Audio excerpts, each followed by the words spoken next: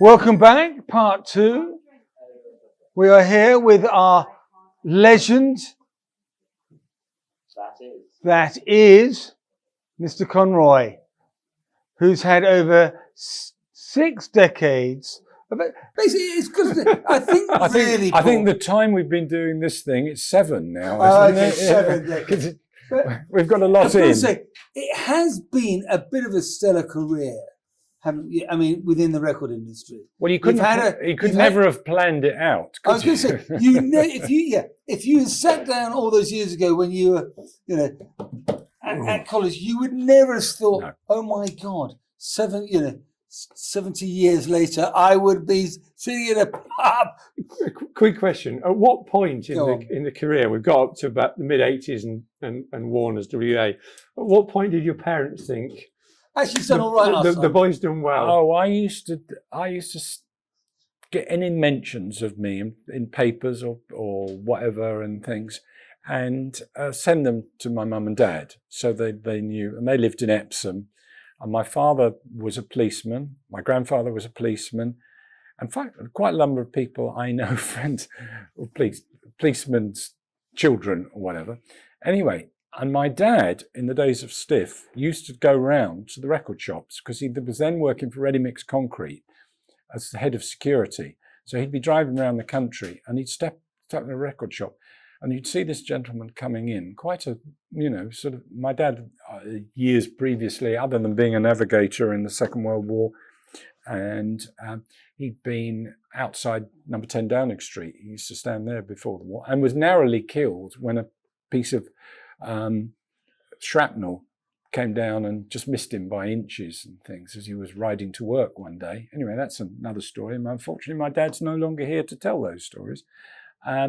But I think seeing my name, I've seen your name in the papers. Was it Loudon Wainwright? Seen your name in the paper. I think that convinced them, and also the fact that I could afford to take them out for dinner or something like that. It was like the boy's doing well. So they stopped nagging you to get a proper job. Yeah, I think they realised, and they met. They got on really well. But my dad was really helpful. I mean, he took the Elvis Costello and Nick Lowe cutouts to shops. And you imagine walk into a record shop and they'd see this chap coming in and think, what the hell's it? You've got to put it out in the back, and things. Because, yes, exactly. But he got quite a reputation. Can your dad drop some posters off and things? Is he going to be in this area? Because people knew that my dad was out there. But he loved it. He was very willing to help, So we were at the mid '80s and everything was going swimmingly. Oh, I was going to ask more about Kirsty McCall actually. Oh, we can go back to that. Yeah, we'll go back to that. Yeah. Everything was going swimmingly at WEA and Warner's, and then Chrysalis. And I think that what's that film, 7 Year Itch? I would 7 years I seemed to do in places, and then I was offered the opportunity to go and work for Chrysalis, and to be the head honcho, El Presidente, as I was known at Chrysalis. And Chrysalis had been half bought by EMI then, and Chris Wright was looking for someone to come in because they wanted to break up the Old Boys network that had been Chrysalis at that time. And so I was offered this role and I decided to take it. And I was very lucky that as I joined, John Kennedy, one of the leading music industry lawyers, came in to see me and said, there's this girl called Sinead O'Connor, and she's just made a track called Nothing Compares to You. And he played it to me, and I was like, humana. This is like, manna from heaven, to hear this track. And we thought it was successful. And she was on Ensign Records, so it was great because I got to work with Nigel Grange and Chris Hill. Nigel, one of the great A&R people, sadly departed, who'd signed the Waterboys as well, and Boomtown Rats and Eddie Grant. Therefore, one of the first things I had was an enormous hit with Sinead, and that she was. That was an unbelievable song, unbelievable performance. Yeah, and Faulkner O'Kelly, who managed her, he was very much responsible for picking that track in particular. And so it wasn't a bad time for me to suddenly have that. And we did well with catalogue stuff. We had success with the Waterboys, and I really got upset that we never really broke the Bible, who I really liked as well. And there was a good few projects there that were successful. And I had a number of years at Chrysalis, and I was then approached to go and work at Virgin. And I think the most difficult period at Chrysalis was EMI. I was pulled from pillar to post. So I had EMI pulling me in one direction and Chris Wright pulling me in the other. And I said, at a board meeting at the St. James Club in Los Angeles, I said, I can't deal with this. You've either got to decide one way or another, who's the boss and who isn't going to be the boss to me. And I think that upset Chris Wright quite a lot, but he sold the rest of the company to EMI. And then one of my dear friends in the business, who'd been a Kurzel's fan right in the early days, John Webster, who was then the managing director of Virgin, rang me up and said, would we go for dinner? And we went for dinner. And he said, look, and there was a lot of rumours about Virgin being sold. And they said, as part of it, I think they want someone who's more savvy with the A&R side than I am. And John was a great guy, but he didn't really get involved in the A&R side. Would you be interested? And he said, if so, would you meet Ken Berry? And in fact, Ken Berry lived around the corner from me in Chiswick, and we met up quite a few times. And by then, Tony Russell was my lawyer. And I said to him, well, let's have a look at this. And I said, I think Virgin's going to get sold. And so BMI. Yeah. Or, well, at the time, it was going to be BMG. And I went to, and we got quite a way along the line about me going to Virgin. And Ken Berry said, well, he spoke very quietly, Ken Berry. He said, I'll get you a meeting with Richard. So Richard I'd known over the years because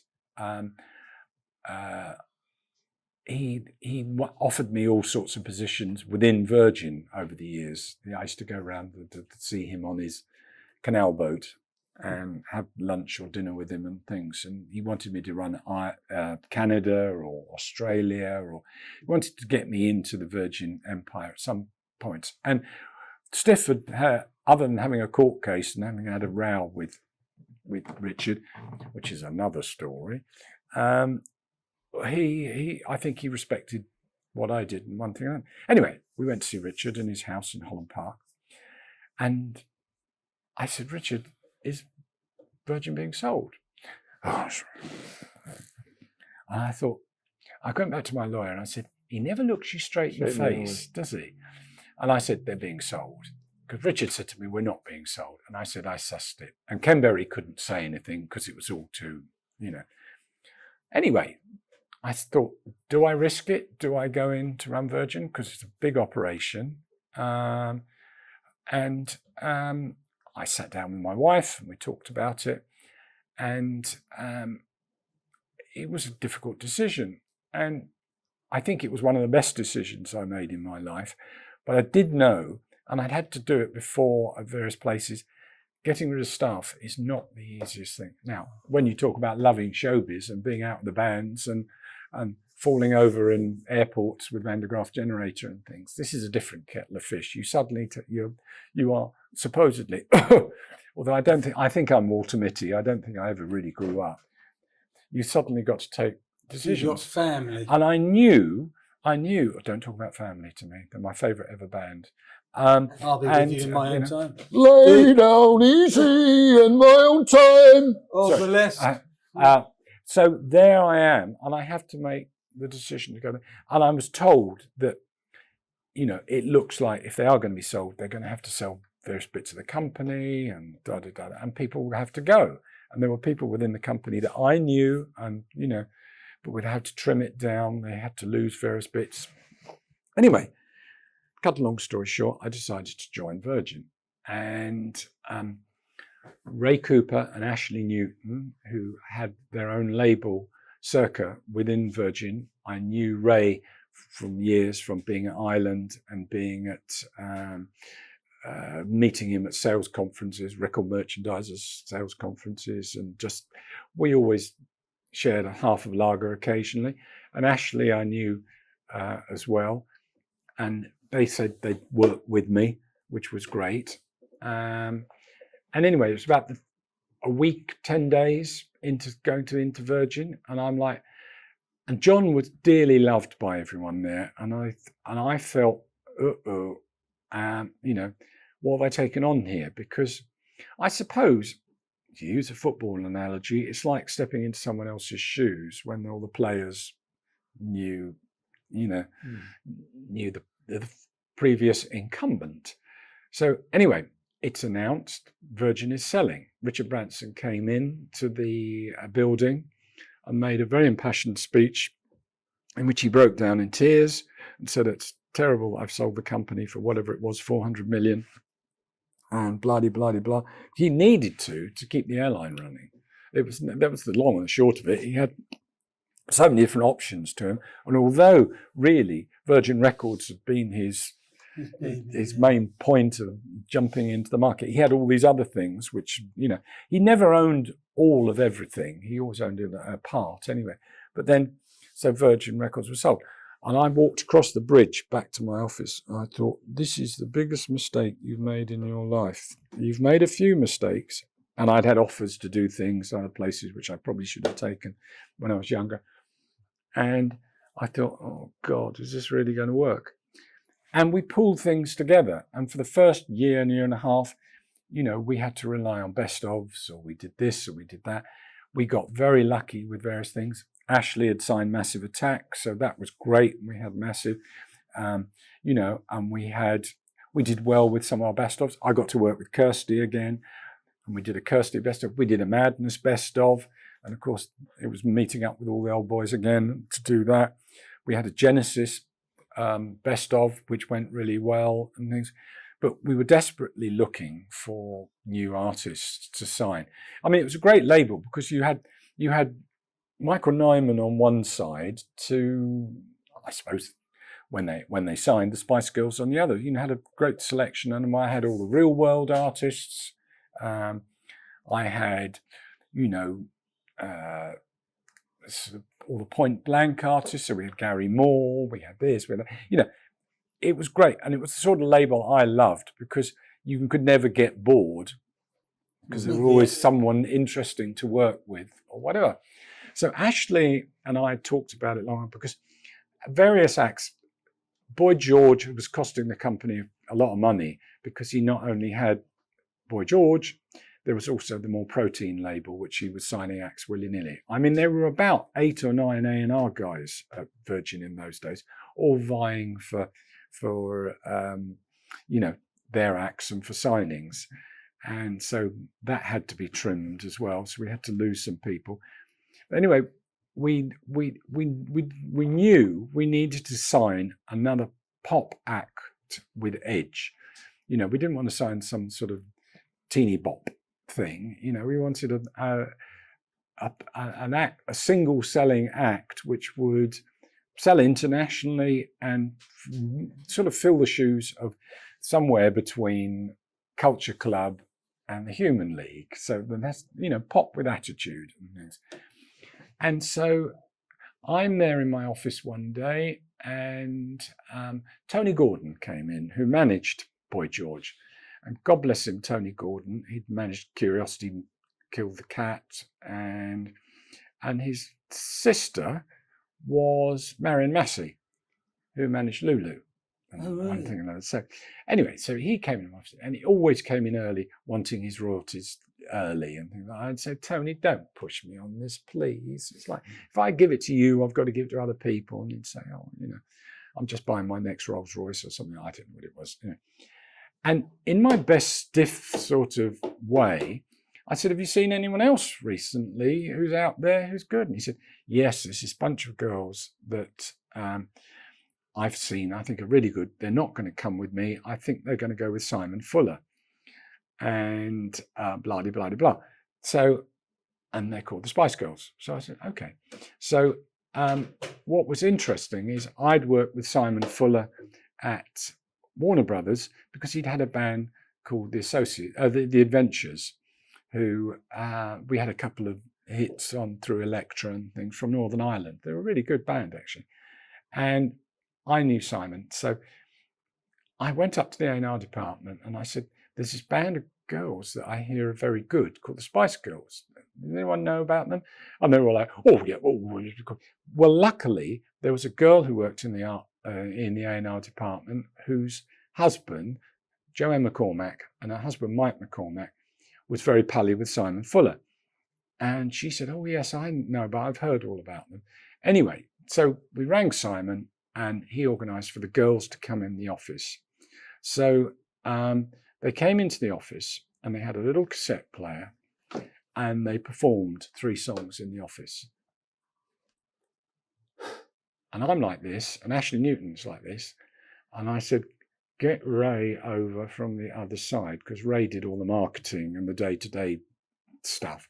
And I said, Ray should see these girls. So he came over. So anyway, they came over again. I've got Jerry on my knee, sitting there talking to me, and they were good. They knew how to work the room, and they were polished and professional, and they had 3 really good tracks.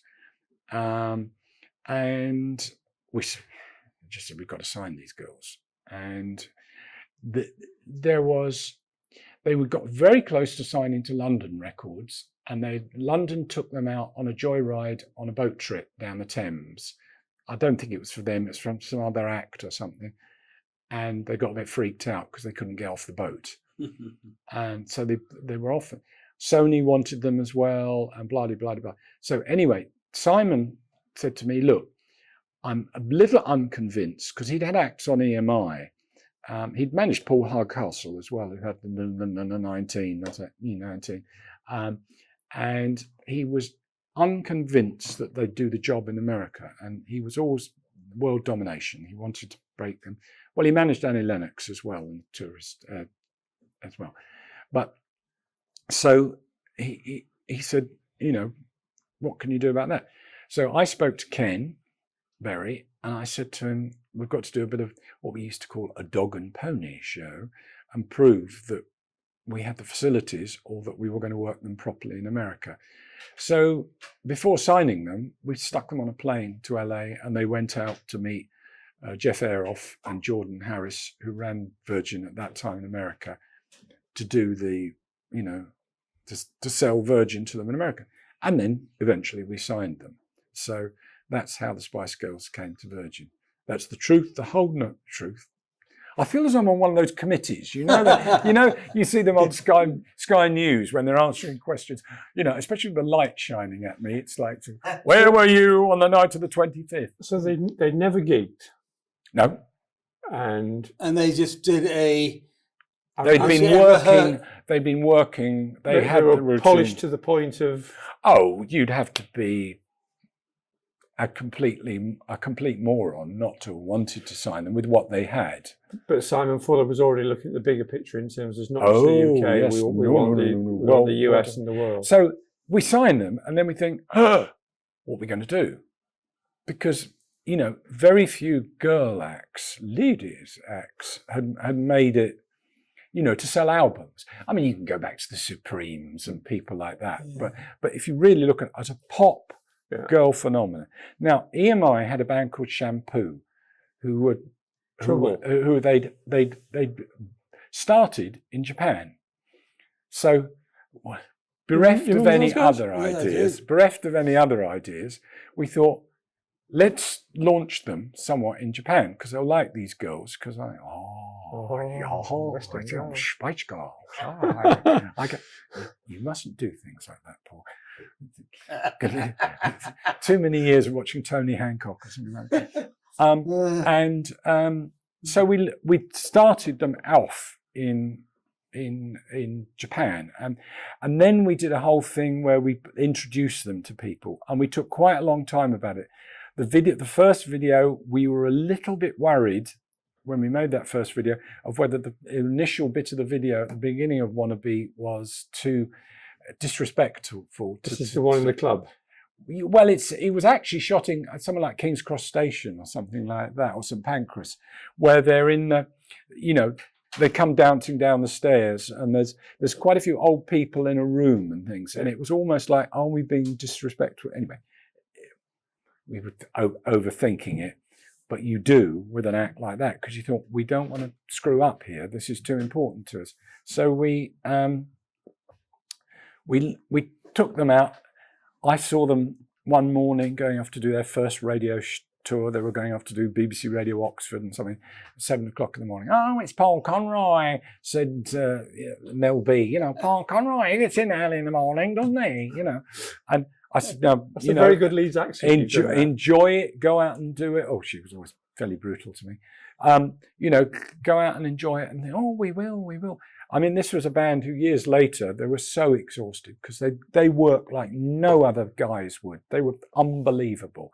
And Simon, God bless him, would get the last, they'd have to go and do the MTV Awards here or something over there, and they'd fly in and out and all that. So they were exhausted on occasions, and they were great. But and then we took them out.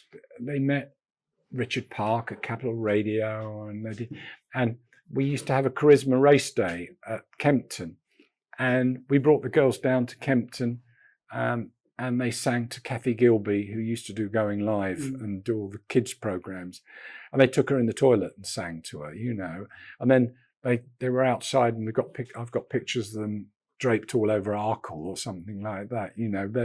They just took over anyway, and so they're pros. I mean, they were good. They were really good, and you have no was that fear because of they had been under Simon for his manic. Yeah, or was that because you had also kind of given them a little? But even before that, they'd had the previous management had got them to a good stage. We had a sales conference for EMI and Virgin in Evian, in the South France, and we brought them out to that, and they performed on a patio outside the hotel, and all these hardened music executives are like, I do not know if I would want some screaming girls to be successful. That was French. That was just the French. We bowled them all over, and they're all desperate. Then can they come out and do music lagen? Could they do, this, that, and the other? And it was unbelievable. And of all the acts I worked with, there was nothing. Well, it was later on. When we had Mad World, it was something like it, but it was like a pack of cards. It just went like that. And I spent 4 to 5 years every morning picking up picking up the papers on my way to work to see what the girls had been up to next, because they were so newsworthy, and they still are. It's amazing how they get so much coverage. And Victoria has gone on to do amazing things with her fashion stuff. And David, I went to an England game, and David gave me a signed shirt and took me into the dressing room. And that was very nice. No, I had some great times with them. I mean, just the fact that they were so successful. And the Brits, of course, they did the Brits for us. And that's when Jerry did the Union Jack dress. The driving forces behind groups. There are some groups that have people who push the envelope, don't they, and things. And Jerry was very much like that until she left. No, it's great when you've got people like that within combos and things. And did the US arm achieve what Simon Fuller wanted, expected in terms of exposure and They're sales? number ones in America. They sold a lot of records in America. Oh no, but if you go back and look at what they sold in America against most other English acts, no, it was fantastic. But it was a different era. We're talking about, we had to do 7 inches and 12-inch mixes, and cassettes, and then CDs, and then picture bags, and all these things, which now, it's like, you know, you go to record fairs and people are still buying, aren't they? They're buying yeah. albums. Oh, And yeah. they see pictures of their favourite, and then they see sleeve notes on the back, and they do this and they do that. There's none of that anymore. Just download How it. many? I mean, how many units did they sell in America? Because I've got here no it was just huge. Well, what did they wasn't say? They sold 36 million records worldwide. I mean, I'm not quite sure as much as that. And these things get boosted up all the time. But no, they did. They took the world by storm. It was definitely. I'd never, beyond my wildest dreams. Is it? There you go. So, you know, yeah. If only I'd had a point on that. One point would have They been. did help me get my daughter through school, though. So A point of a point. Can I tell you the fees at Hertwood House School in Dorking are extortionate. Yeah. Anyway. But it certainly helped. Yeah, it certainly helped. Yeah. Yeah, Jerry is a force to be reckoned with, isn't she? I mean, they all are. I mean, they all are in their own with way. What's been going on in Formula One and everything else with her other half. Jesus Christ, you wouldn't want to be on the wrong side of her, would you? No. I mean, let's face it.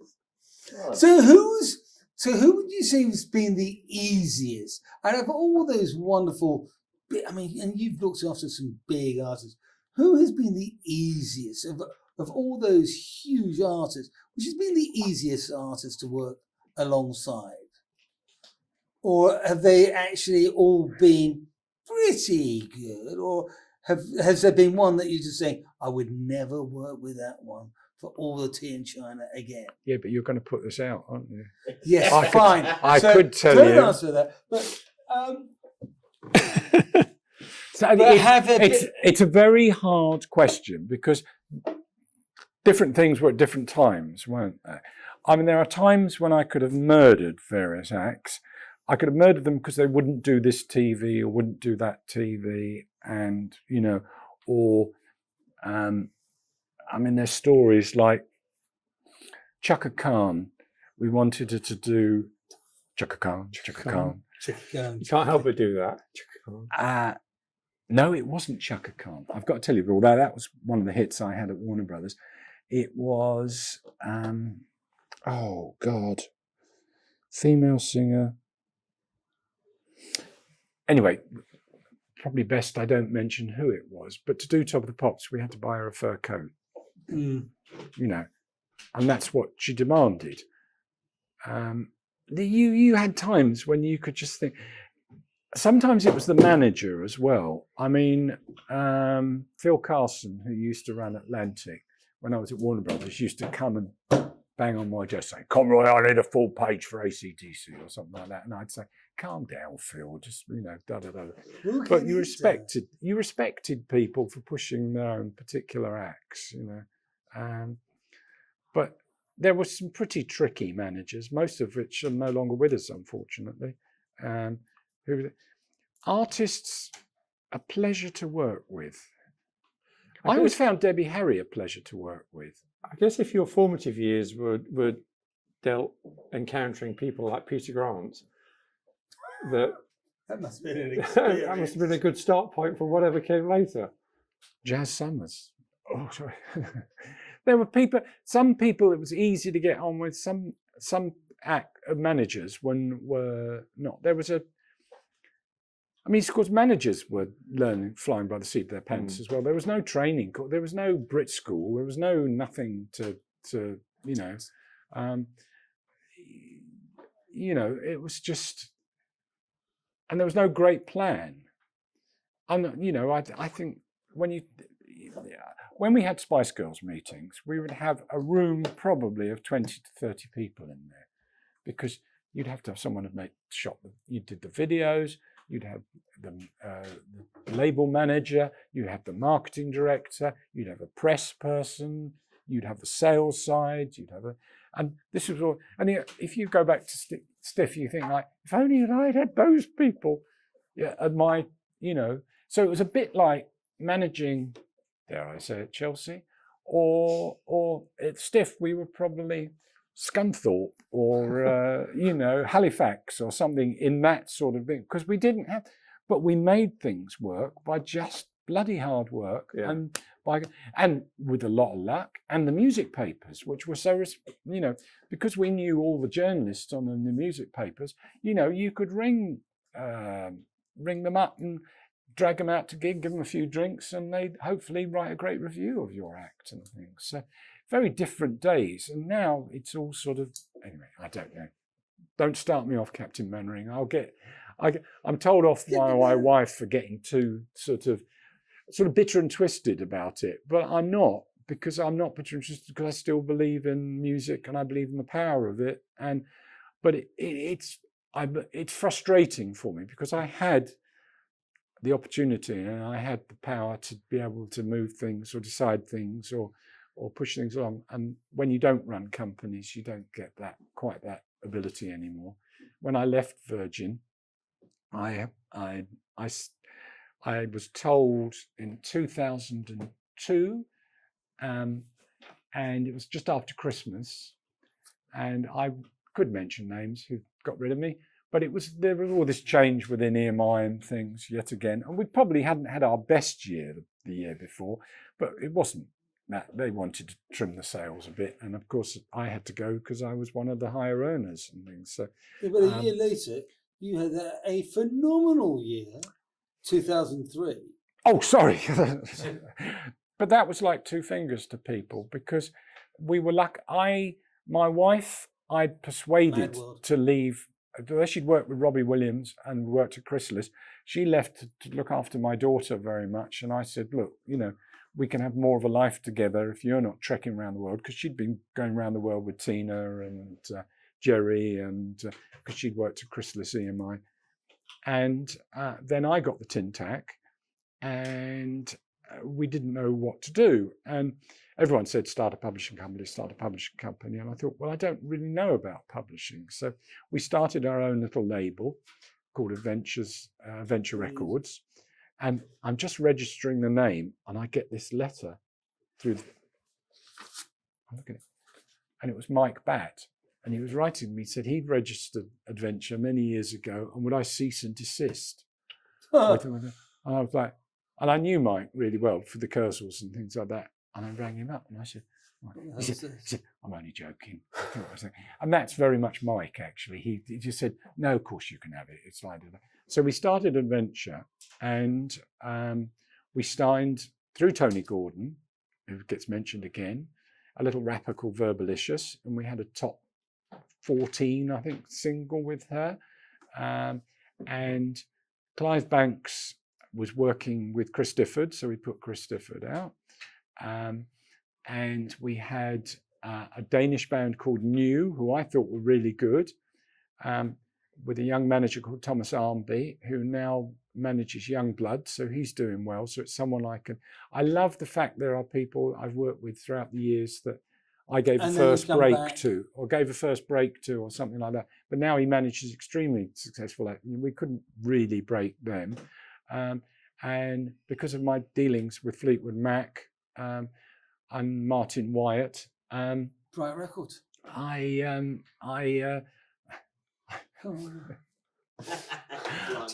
signed. I haven't seen Martin for a long time, but Martin said, "Would you like to put out this Christine McVie album?" And I loved Christine McVie. He's managed Christine McVie. I'd seen Christine McVie when she was in Chicken Shack and things at the Toby Jug Tolworth, which for many listeners or viewers of this will be surprised that I haven't mentioned the Toby Jug Tolworth by this time, because it was an integral part of my career as well. Well, being one of the main. Well, it was run by a guy called Len Fletcher, and when I was young, it was like you were saying about places you went to see. Go to any given road and you'll find. The Toby Jug Tolworth was where I saw Jeff Beck, where I saw Rod Stewart, where I saw Peter Green, where I saw Chicken Shack, where I saw Family, where I saw Ainsley Dunbar's Retaliation, where I saw, it was a great gig, about the size of the room we're in now. And Len Fletcher, who used to run that, and the Black Prince Bexley, the legendary pub promoters around London. And he used to introduce the acts, and he used to go, and I'd now like to introduce. And you could see him counting the numbers of people in the room because he didn't believe someone was fiddling him at the door and things like that. But that was the gig. And I used to go and queue outside with my greatcoat on to go and see bands. Whatever happened to those days, you know? Jeff Beck. Oh, love Jeff Beck. And then you had, go on. No, I was just rewinding slightly back to exiting Virgin EMI. At that point, could you have imagined what would have happened 5 years later with Terra Firma and the whole? I don't know. Choose my words carefully here. No, when I was asked to leave, I said, "Well, when do you want me to leave?" And I said, "Next month," something like that. And he said, "How about tomorrow?" or something like that. Nice. I said, "Well, you talk to my lawyer then about it," and things like that. So, but I said, and I've never been asked to leave anywhere other than a pub in my whole life. So I don't know. And I went home and told my wife.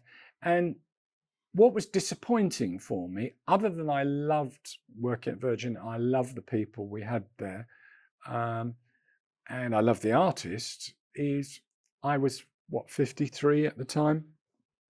And I'd been offered loads of other gigs. And in fact, at that time, after I left, I was offered the job of running Live Nation. But it was a very different sort of gig. It had been running, or seeing all the promoters around Europe and things like that. And a very good friend of mine who I'd worked with over the years, John Giddings, had introduced me to Live Nation, and they wanted me to go and run Live Nation. But it was also another one where I'd have to have got rid of people that I really liked and people I'd gone up the greasy pole with, having been agents and managers and whatever who were involved with Live Nation. So I didn't take that role, and we decided to start our own little label. So that's what happened then. Well, I think, again, you've still got, and I was saying slightly earlier, you've still got the enthusiasm. You've got exciting adventures in music. You've got Tom, who you've said who's not going to be at Glastonbury. Tom Webber, who I have seen live. My wife and I have seen live. Catching, brilliant, fantastic. No, but you should see him. You should see him now. He's grown up over the last 2 or 3 years and things. And no, he's really good, and we're very close to doing a deal with him. Brilliant.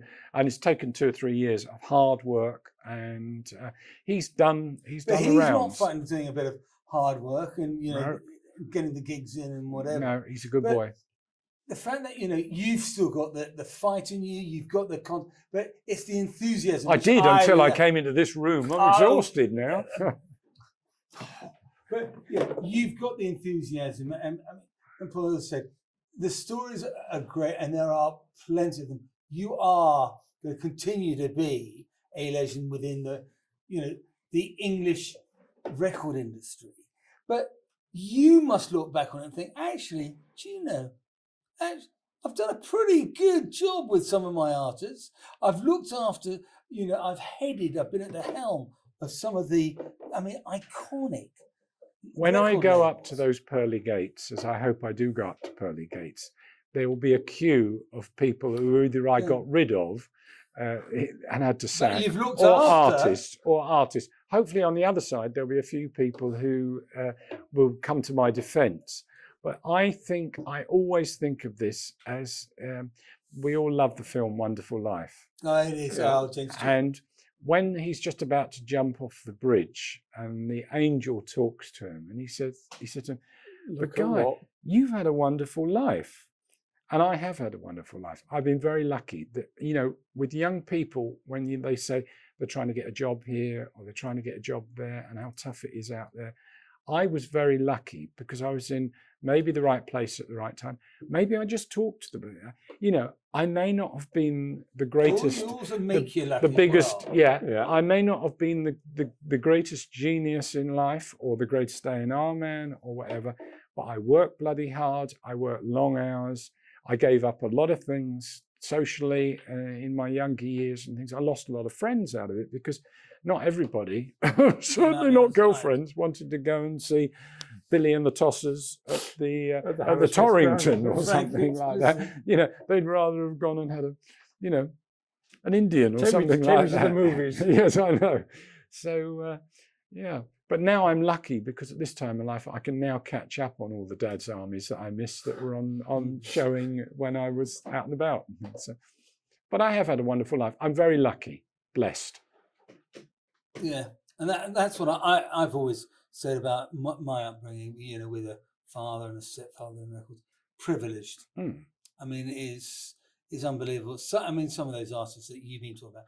I mean, again, you know, I'd love to have met Ian Jury.